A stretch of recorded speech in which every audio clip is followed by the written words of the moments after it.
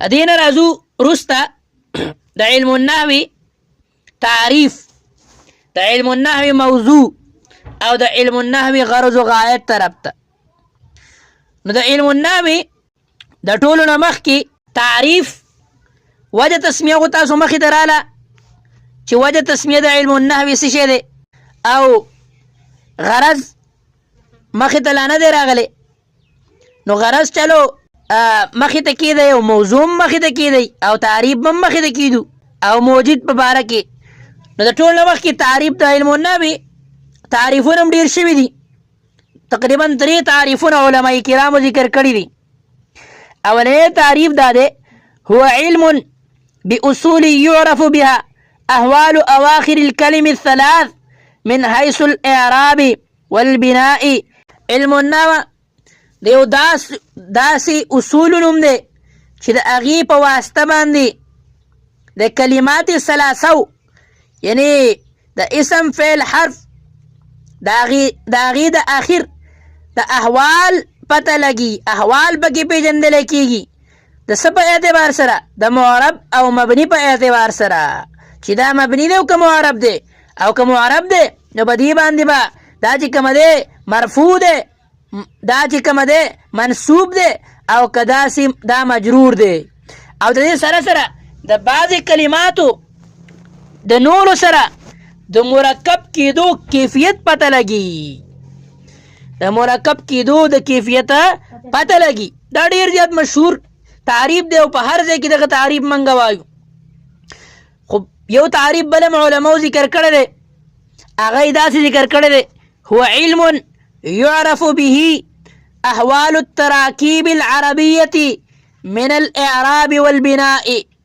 چې علم النحو هغه علم دی چې په هغې په ذریعه باندې د عربۍ د تراکیبو د احوال یعنی د معرب او مبني په حیثیت سره پیژندلی کېږي. په هغې کې یو شق رالی بره موږ ذکر کړي چې د کلمې هغه چې کومه دی احوال پیژندلی کېږي، د کلماتو د آخر احوال پیژندلی کېږي، او په دې کې صرف راله چې د تراکیب عربیه د عربۍ د ترکیبونو د اعراب یعنی د معرب او مبني په حیثیت سره پیژندلی کېږي، یو شق پکې رالی.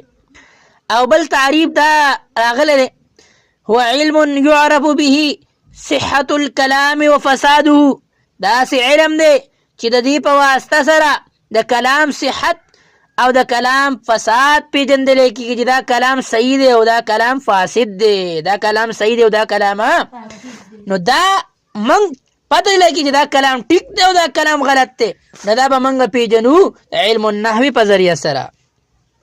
دا خو د علم النحو تعریف شو. اوس د علم النحو غرض، د علم النحو غرض دی صيانة الذهن عن الخطأ اللفظي في كلام العرب. کلام عرب کې ذهن چې کومه دی د لفظي خطا او د لفظي غلطۍ نه بچ کول. چې د عربۍ یو جمله ته ووایې نو هغه دا جمله ته ټیک ویلې ده که غلط ویلې ده، دا جمله ته ټیکه ده که غلط ده، او دا جمله به څنګه وي او صحیح به ته څنګه وي. نو دا صحیح جمله راوړل او صحیح جمله او غلطه جمله پیژندل، دا چې د کوم علم په واسطه باندې انسان ته دا ملکه حاصلېږي نو هغه علم دی علم النحو. دریم څیز د علم النحو واضح پته هم ولګېده، د تاریخ پته هم ولګېده، د تعریف پته هم ولګېده، او د هغې سره سره د غرض پته هم ولګېده. یو څیز باقي پاتې شو هغه د علم النحو موضوع ده. نو د علم النحو موضوع ده الکلمة والکلام. الکلمة والکلام، کلمه او کلام. د علم النحو باز کې د کلمې سره، علم النحو باز کې د کلام سره، چې د کلمې سره باز کې نو معنا ده من حیث الانفراد، مفرد په اعتبار سره کوي چې بھائی دا اسم دی، دا فعل دی، دا حرف دی، دا جمع دی، دا واحد دی. او چې کله کلام راشي نو کلام من حیث الترکیب باز کوي، دا فاعل دی، دا مفعول دی، دا چې کومه دی دا تمییز دی، دا حال دی، دا عطف دی، دا معطوف دی. نو دا ټول شیزونه تعلق ساتي د کلام سره، او بعض شیزونه ساتي تعلق د څه سره؟ د کلمې سره. نو علم النحو موضوع ده الکلمه والکلام. بعض سیزونه به په هغې باندې به علم النحو رڼا اچوي د کلمې په حیثیت سره، او په بعض سیزونه باندې به رڼا اچوي د کلام په حیثیت سره. نو دا ابتدایي تمهیداتو د علم النحو چې امید دی ستاسو په ذهن کې به راغلي، او خلاصتاً هم زه تاسو ته بیانوم.